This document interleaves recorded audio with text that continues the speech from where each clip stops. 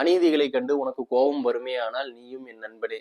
இதுல இருந்தே தெரிஞ்சிருக்கும் நம்ம யாரை பத்தி பார்க்க போறோம்னு. இந்த வீடியோல நம்ம சேகுவாராவை பத்தி பார்க்க போறோம். என்னால எவ்வளவு ஷார்ட்டா சொல்ல முடியுமோ அவ்வளவு ஷார்ட்டா சொல்றேன். சேகுவாரா பாத்தீங்கன்னா யாருன்னா அர்ஜென்டினா நாட்டுல பிறக்கிறாரு. இவர் மிகப்பெரிய செல்வந்தர். இந்த நாட்டுக்காக போராடி விடுதலை வாங்கினாருன்னு பாத்தீங்கன்னா கியூபா நாட்டுக்காக. எப்படி அர்ஜென்டினால இருந்து கியூபா போறாருன்னு பாத்தீங்கன்னா, இப்போ நம்ம யங்ஸ்டர்ஸ் எல்லாம் வந்து பைக் டிராவல் போறாங்களா, கன்னியாகுமரி டு லடாக், அந்த மாதிரி சேகுவாரா வந்து டிராவல் பண்ணணும் அப்படின்னு சொல்லி முடிவு எடுக்கிறாரு. அப்போ வந்து அவர் வந்து டாக்டர் வந்து படிச்சுட்டு இருக்காரு. அப்போ ஒரு ஃப்ரெண்டு கூட சேர்ந்துட்டு ஒரு சின்ன ஒரு மோட்டார் சைக்கிள்ல ஒரு லாங் டிராவல் போறாங்க. அங்க கஷ்டப்படுற மக்களை பாக்குறாங்க. அந்த மக்கள் வந்து பசியிலையும் பட்டினியிலையும் ஒருவேளை சாப்பாட்டுக்காக கூட பல மக்கள் கஷ்டப்பட்டு இருக்காங்க. அப்படிங்கறத வந்து சேகுவாராவை நிம்மதியா இருக்க விடல, அவர் நிம்மதியா தூங்க விடல. பெரிய முதலாளிகள் வந்து மக்களை சுரண்டி பிழைக்கிறாங்க அப்படின்னு வந்து கண்டுபிடிக்கிறாரு. ஃபெடல் கேஸ்ட்ரோ அப்படிங்கிறவர் கூட சேர்ந்து வந்து ஒரு புரட்சி பண்றாரு. பெரும் முதலாளிகளை எல்லாம் எதிர்த்து போராடுறாரு.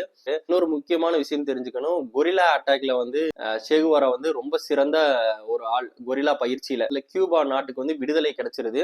சேகுவாராக்கு வந்து ஒரு முக்கியமான அமைச்சர் போஸ்டிங் கொடுக்குறாரு. அப்போ அந்த அமைச்சர் போஸ்டிங்ல உட்கார்ந்துட்டு கொஞ்ச நாள் போகுது. மற்ற நாடுகள்ல ஏன் இந்த மாதிரி பிரச்சனை எல்லாம் நடந்துட்டு இருக்கும், இப்போ நம்ம வந்து அந்த இடத்துக்கும் போகணும், போய் மக்களுக்கு உதவி செய்யணும் அப்படின்னு வந்து சேகுவாரா நினைக்கிறாரு. இல்ல அந்த மக்கள் கிட்ட வந்து நான் போறேன்னு சொன்னா அந்த மக்கள் வந்து விட மாட்டாங்க. அப்படிங்கிறப்ப நைட்டோட நைட்டா என்ன பண்றாருன்னா சேகுவாரா தனக்குன்னு ஒரு படையை அமைச்சிட்டு ஃபெடல் கேஸ்ட்ரோ கிட்ட சொல்லாம ஒரு லெட்டர் எழுதி வச்சுட்டு அவர் வந்து வேற ஒரு நாட்டுக்கு கிளம்பி போறாரு. இந்த நாட்டுல மட்டும் இல்ல, மக்கள் எந்தெந்த நாட்டுல வறுமை இருக்குதோ அது எல்லாமே என்னுடைய தாய் நாடுன்னு சொல்லிட்டு அங்க போய் வந்து போராடுறாரு. கடைசியில வந்து அந்த போராட்டத்துல இறக்குறாரு. அதுட்டு அவரை நேரடியா எதிர்த்து அவரை கொல்ல முடியல. அதனால பாத்தீங்கன்னா சில சூழ்ச்சி பண்ணி கொல்றாங்க. எதிராளியே வந்து நடுங்குறான் அவரை சுடுறதுக்கு. தைரியமா தான் இறந்தாரு.